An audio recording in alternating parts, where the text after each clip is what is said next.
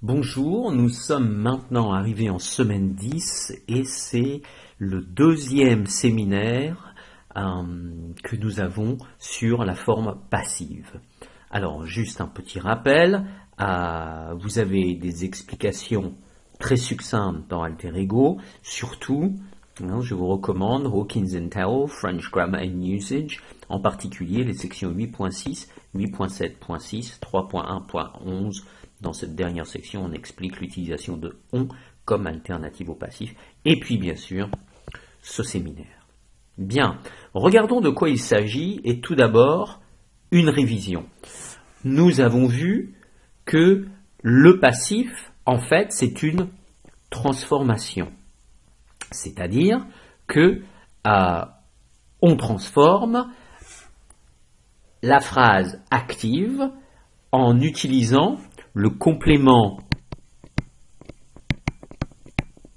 d'objet direct qui devient le sujet de votre phrase passive.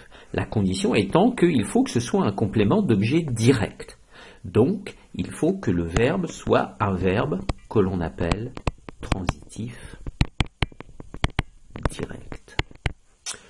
Et ce verbe se transforme, on utilise être avec le temps et le participe passé de ce verbe. Et puis, éventuellement, on ajoute le complément d'agent qui à la phrase active était le sujet, qui est introduit par part.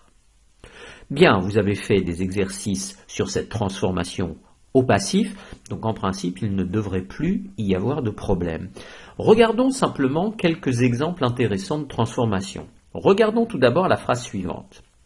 La municipalité va fermer la piscine. Va fermer. C'est le temps que l'on appelle le futur proche. Eh bien, au passif, il va falloir mettre ce verbe-là à la forme passive et garder cette expression du temps. Ainsi, la phrase au passif va être « la piscine va être fermée ». Nous avons donc mis le verbe à l'infinitif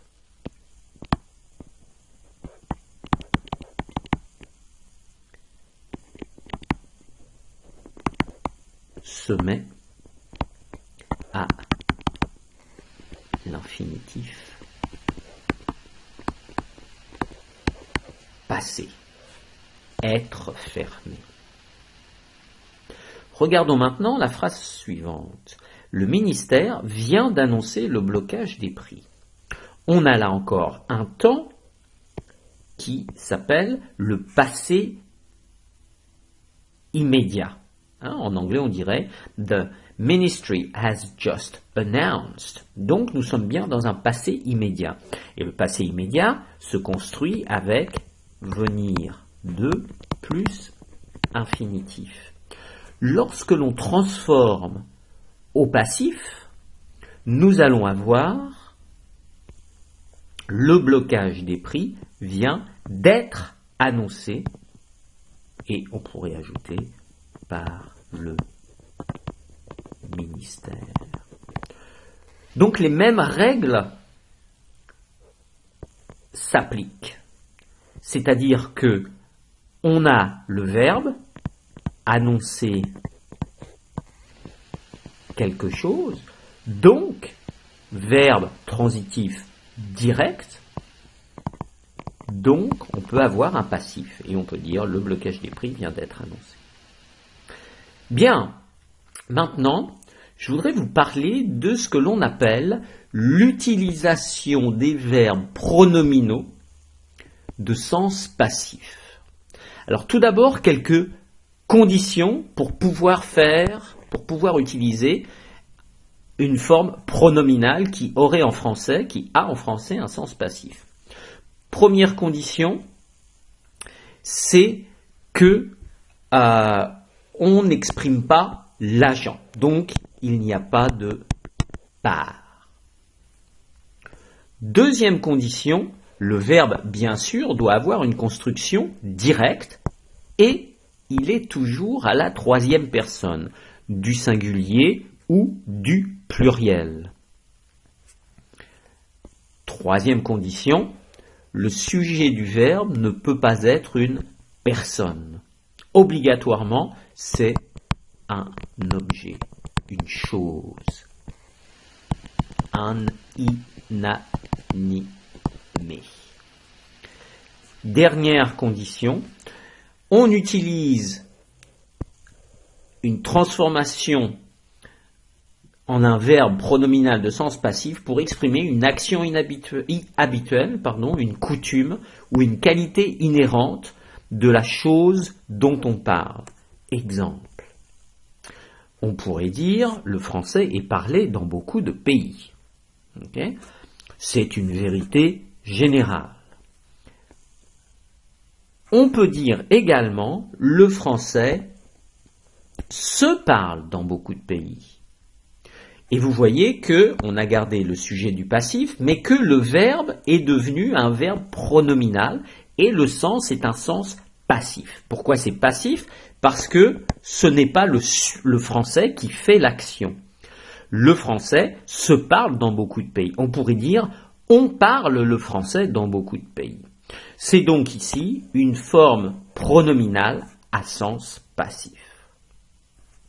Regardons l'exemple suivant. Ce mot est souvent employé. On pourrait dire à la forme active en utilisant on emploie souvent ce mot. Maintenant, puisque ce mot est inanimé, puisque le verbe c'est employer quelque chose, employer au sens de utiliser quelque chose. Donc, puisque le verbe est une construction directe, que ce mot est inanimé, qu'il s'agit d'une vérité générale, on peut dire donc, transforme le verbe employé en forme pronominale et on pourra dire ce mot s'emploie souvent. Troisième exemple. Le champagne est bu frais. On pourrait dire on boit le champagne frais. Même chose, on a un verbe transitif direct, boire quelque chose. Le champagne est inanimé. Troisième personne, ici troisième personne du singulier.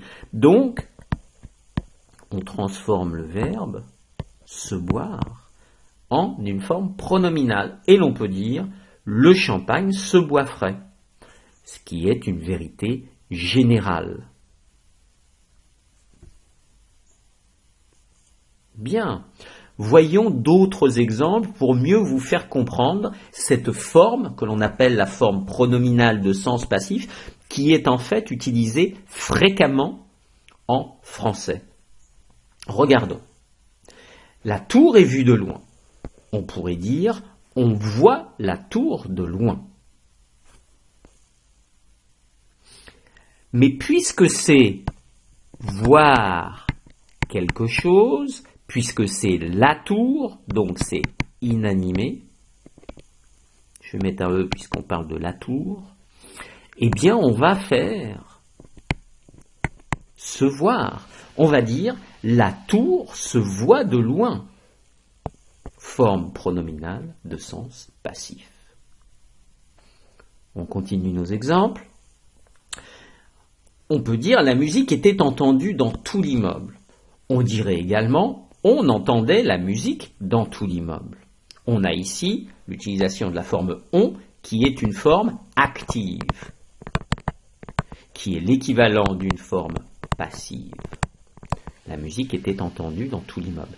Mais puisque c'est entendre quelque chose et que la musique c'est inanimé, eh bien on va pouvoir dire s'entendre. Et on dira la musique s'entendait dans tout l'immeuble. Forme pronominale de sens passif. Continuons nos exemples.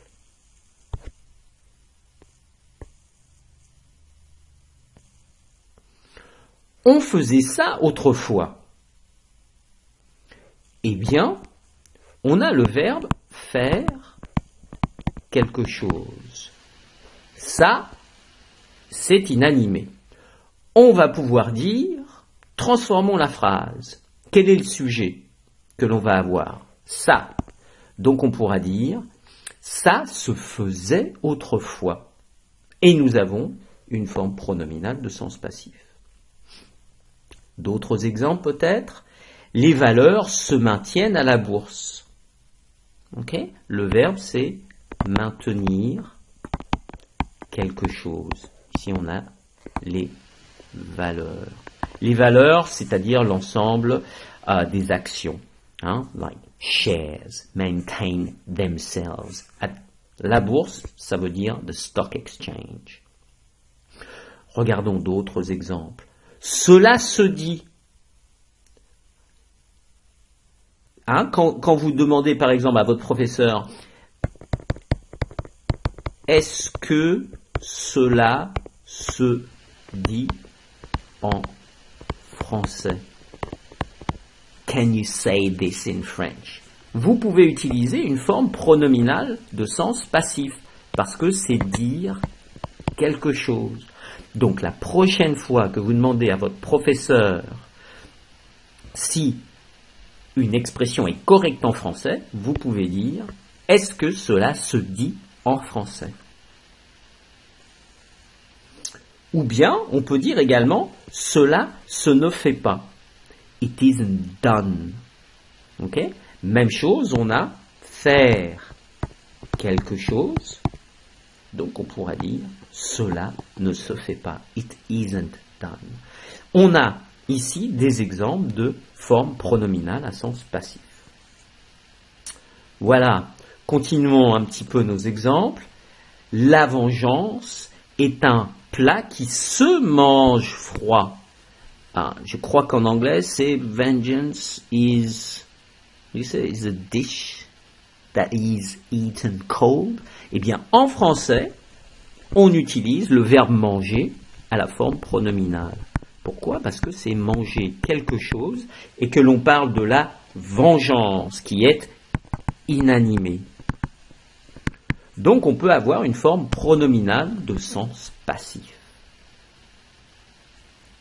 Enfin, plus exactement ici, on fait référence à un plat qui est également inanimé.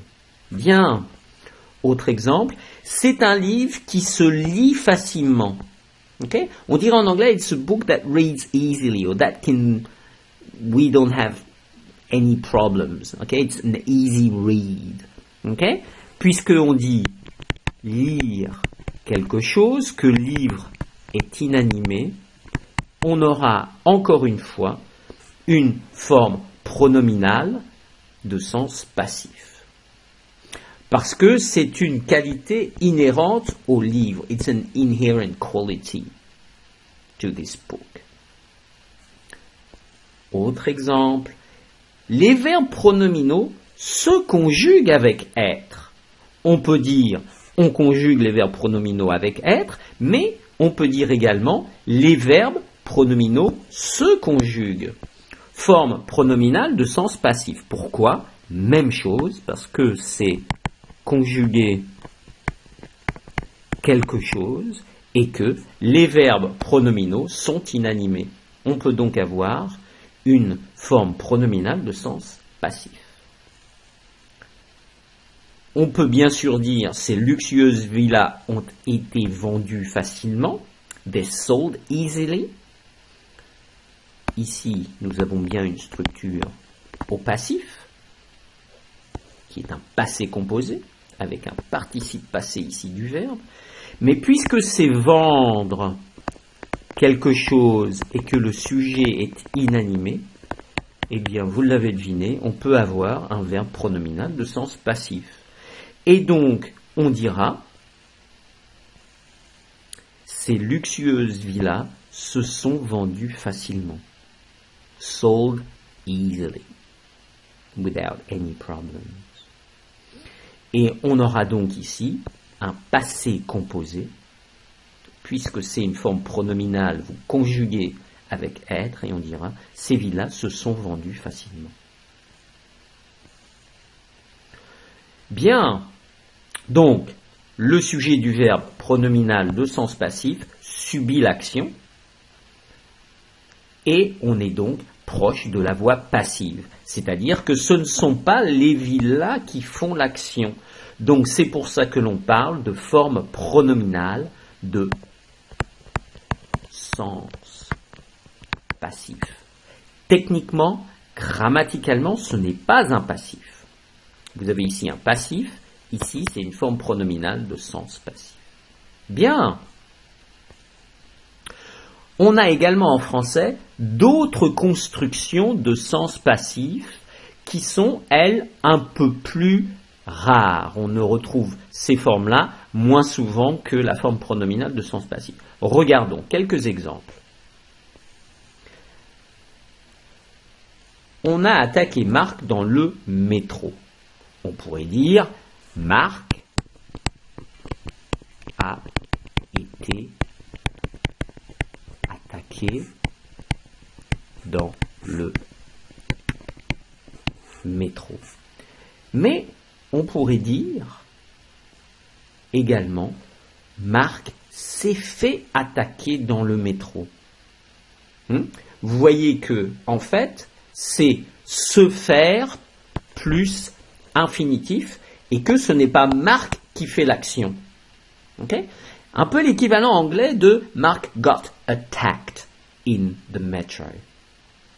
Donc, c'est l'un des sens, si vous voulez, l'une des constructions que l'on appelle une construction à sens passif. Se faire plus infinitif.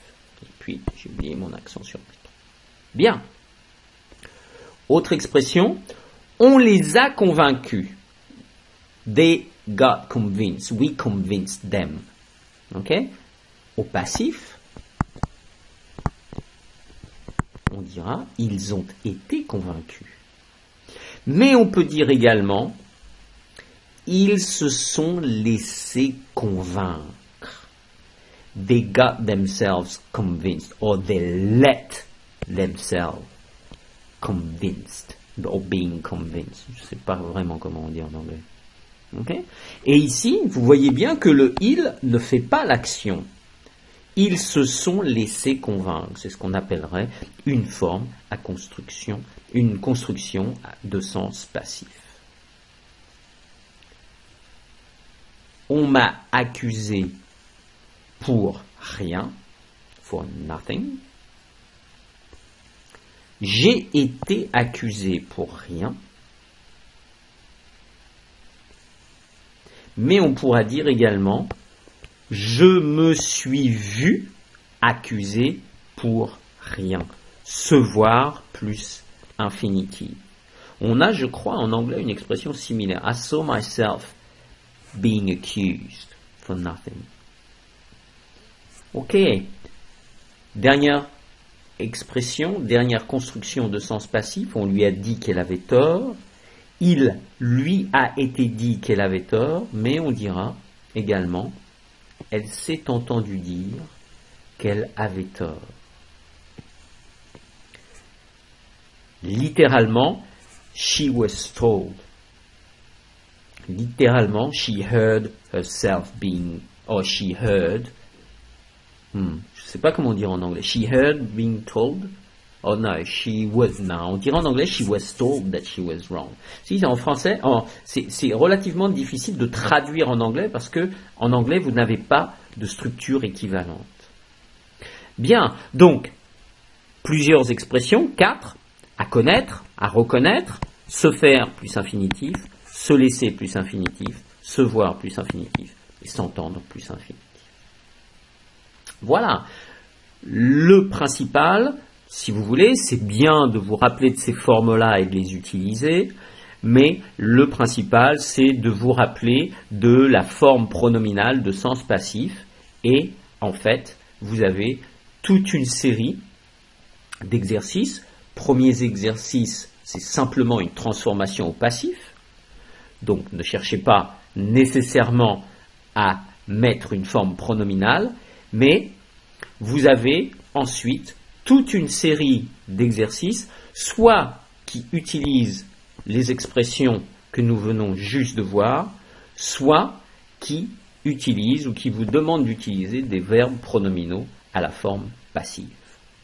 Bien, j'arrête ici la première partie de mon séminaire et je vous retrouve dans la deuxième vidéo pour vous expliquer un petit peu plus les exercices et comment les faire.